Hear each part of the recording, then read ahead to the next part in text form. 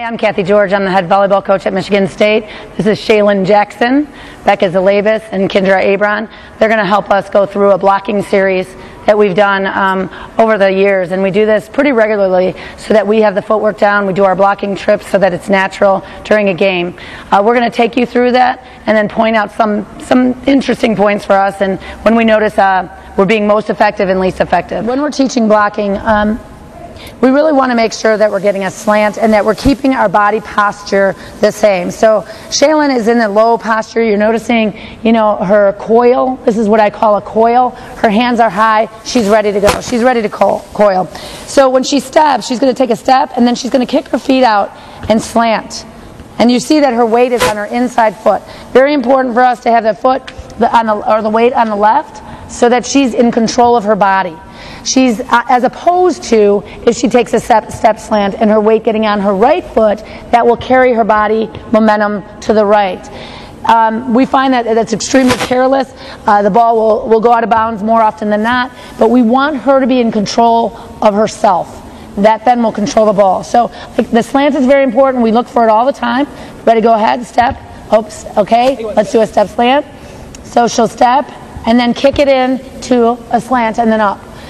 Notice with the weight on the inside foot, both of her feet are facing the same direction parallel. We look for this. We look for, are the feet aligned? Is the right foot in front of the left? Is the left foot in front of the right? We try to keep them even, and maybe even a little bit with our right foot forward to make sure that we're not opening up that hip and that we can't be an easy target. So a step slant, and then she pushes in. Even as Shaylin's doing this, you're noticing her weight after the move is coming in, as opposed to if it was on the right foot.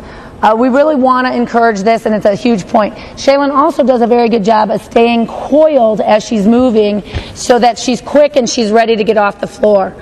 All too often we'll see a common error in that a player gets here, she stands up, and then she goes down.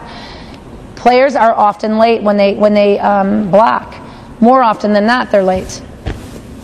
Okay. I just go into a junior tournament this weekend.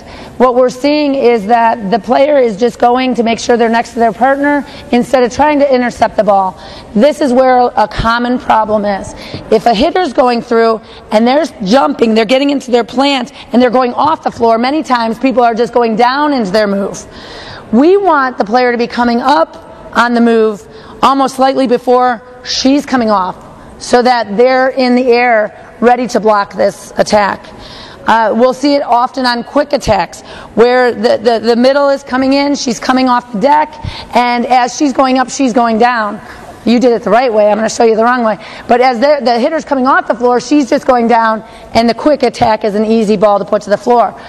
We'll talk to our middles about when they're fronting a hitter, making sure they stay down and they're ready to jump at the same time or even a little bit before in a commit block situation. This is a common area. Landing on your right foot and going out, common problem. When they're not slanting and they're moving out, we always talk to our team about playing defense around the blockers.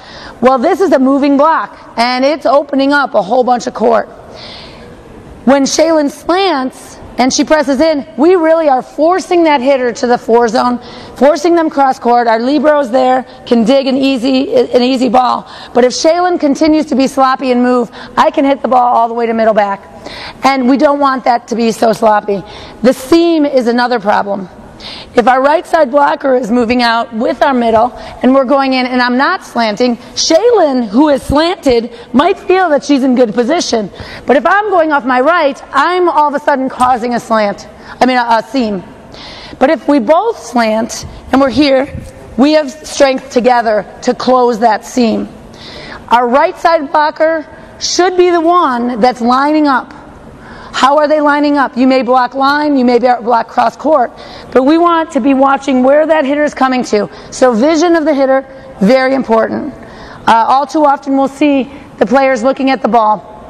But we really do. We're not looking up here. Once we've identified the set, we want to check out the hitter here, get ourselves in line, and then we stop on that and then slant in and press. We have to be able to recognize, are they hitting line? Are they hitting cross court? again, looking at the body language and reading what the hitter is doing in order to stop that shot. We'll work a great deal on our middle blockers with the other blocker, and we'll challenge them to use that left hand, drop that left hand across that net and press and take away area. So important for us to do that, and Shaylin can do that if she has the proper slant. She will not be able to do that if she's drifting into the right side blocker. So we really believe the discipline of the footwork is extremely important, and then your ability to use your hands, see what happens, and be quick to the ball. Sloppy, lazy play really is going to lead to sloppy defense, and we believe that your defense starts with that block. We've got to make sure we're setting up a great block that the defense can count on, and when there is a hole, we've done that by design. When there's a seam, maybe by design, we know that's coming. But we've got to make sure that we have these blocking trips throughout our practices to make sure that we're staying sharp throughout the season. So at the beginning of a practice, because we've gone through these patterns before, I'll be able to tell our captains to go ahead and set up the blocking circuit. And we like to keep things in circuits so that they know exactly where to go, when to do them. But we'll tell Shaylin, let's start the blocking circuit. So giving her a number, she'll know how many times to go through the footwork series.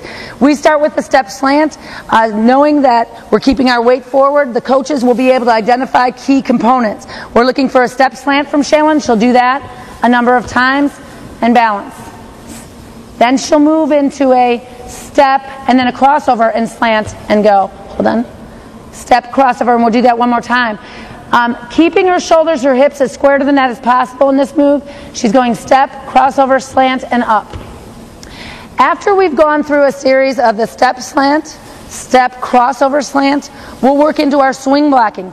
We believe that we need to be able to do both. And so we're not mandating to our team that on every ball you're going to do the same thing. But depending on the offense and the speed of the offense, you will go to either or. If we have time to get a big old swing block in there, we're going to do that. Quicker offenses may take that away from us at times. So we want to be fully capable of both moves. Shaylin's going to work now with a swing. She's going to cross over and up. Okay, do crossover and up again. And she'll do so many of these in block stage number 3. We move from there to carry more part of the court, to be able to move more, take up more space. Our right side blockers will not come in farther than this area, but we want them to be very fluid in that, as well as our middle blockers. So Shaylin's going to be moving with a step first, and then she crosses over and slants. Typically, she's reading what's happening here with the pass. She's seeing, she's taking a shuffle over, she knows the ball's going, and then she's stepping, crossover, and up with her swing block. So we train all of these moves, and then we do them again with the double block and go through the series. The series will take maybe 10 minutes, but it's something that we believe is well worth the time and the energy, because your blocking will get more precise as the year goes on, and you'll continue to see the detail having an effect on your defense overall. So we put a lot of time in that, and it's all about the balance of your body, your hands, and penetrating the net.